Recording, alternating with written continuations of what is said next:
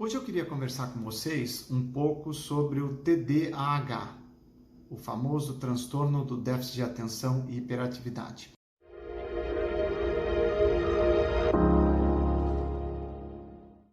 O TDAH hoje é entendido como um transtorno do neurodesenvolvimento que está relacionado a questões genéticas, questões ambientais e, como o próprio nome diz, a pessoa acaba tendo problemas relacionados tanto à atenção como à hiperatividade. O que acontece, com essas pessoas aí no geral?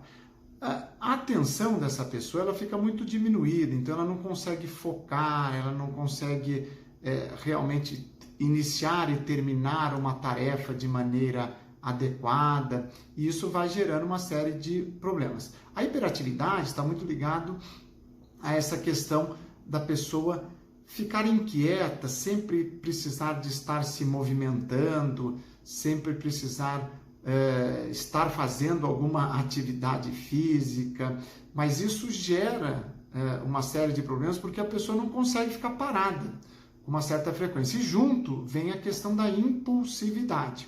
O que a impulsividade mostra? Uma dificuldade muito grande de adiar uma ação ou uma resposta, e isso acaba gerando um prejuízo muito grande, porque a pessoa ela toma uma atitude de uma maneira muito rápida, sem pensar, e quando ela para depois para refletir, ela fala, meu Deus, o que eu fiz? Mas já fez. E às vezes é tarde, coisas eventualmente até graves podem acontecer com esse aumento da impulsividade.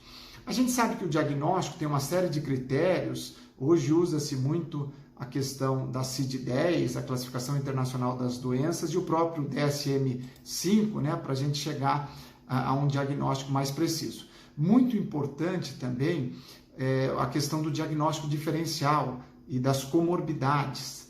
Então, sempre aventar a possibilidade, será que essa pessoa não tem um quadro depressivo, eventualmente pode ter um quadro ansioso, pode ter um transtorno de tique, motor, até uma dislexia. Enfim, você tem que fazer uma boa anamnese, uma boa história clínica do paciente, um bom exame psíquico e conversar principalmente com os pais, porque é uma doença que inicia-se normalmente na infância, mas que com muita frequência também continua na adolescência e persiste no adulto. Quais são os fatores de risco relacionados ao TDAH? Hoje sabe-se que o tabagismo, se a mulher fuma, isso pode aumentar em até 4 vezes a chance do filho ter TDAH.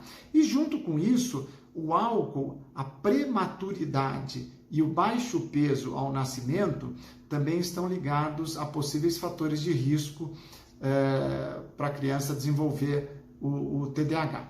Quais são os critérios diagnósticos relacionados à desatenção, por exemplo? A pessoa fica desatenta, o que acontece? Ela não consegue terminar uma tarefa e ela fica muito descuidada nesses aspectos. Além disso, ela não consegue focar a sua atenção nesse aspecto. Não consegue, às vezes, se organizar com coisas pequenas, tarefas que exigem um pouco de um esforço mental um pouco mais avantajado, um pouco aumentado, a pessoa também não consegue terminar trabalhos escolares, enfim, a atenção está muito prejudicada. Com relação à hiperatividade, o que acontece? A pessoa com muita frequência ela fica mexendo as pernas, ela batuca as mãos, ela não consegue ficar sentada numa cadeira e conversar com você, muitas vezes não consegue brincar e não consegue, é aquela pessoa que parece que está com o motor ligado a todo momento, parece que ela está no 220, assim vamos dizer, nesse aspecto, E isso acaba interferindo no funcionamento social, acadêmico, laboral da pessoa, A pessoa não trabalha bem e isso gera problemas. O mais comum é que essa pessoa tenha problemas em vários setores da vida. Então, não é que aquela criança tem problemas, às vezes, só na escola, não consegue focar e é muito hiperativa na escola. Isso, às vezes, acontece na escola, acontece em casa, acontece na casa do amigo, acontece em vários locais diferentes. Isso é o mais comum que a gente vê nesse sentido. A gente sabe que hoje o TDAH é considerado uma doença de origem multifatorial, então questões genéticas, questões ambientais estão ligadas nesse aspecto. Existe uma discussão em relação a essas pessoas terem uma dificuldade muito grande em esperar, uma aversão à espera, né? Até o termo em inglês se chama delay aversion.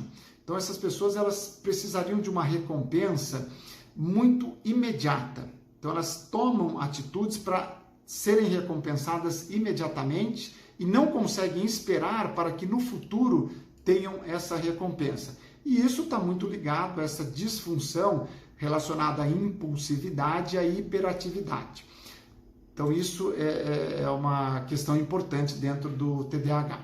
Parece, né, que do ponto de vista de neurobiologia, 3 a 4% das pessoas podem, 3 a 4% do volume cerebral pode estar diminuído nessas pessoas.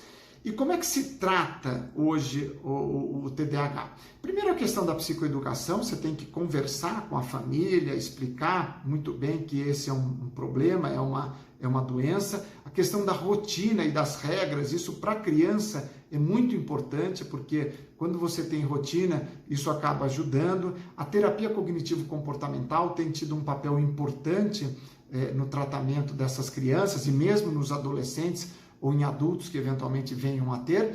E a medicação, hoje usa-se muito a questão das anfetaminas, o metilfenidato é bastante usado para o tratamento, a lisdexanfetamina também vem sendo usado aí de alguma maneira, alguns antidepressivos, a imipramina, um tricíclico, também pode ser usado, a bupropiona, que é um inibidor relativamente seletivo de recaptação de norepinefrina e dopamina, também tem trabalhos mostrando que pode ser benéfico no uso do TDAH.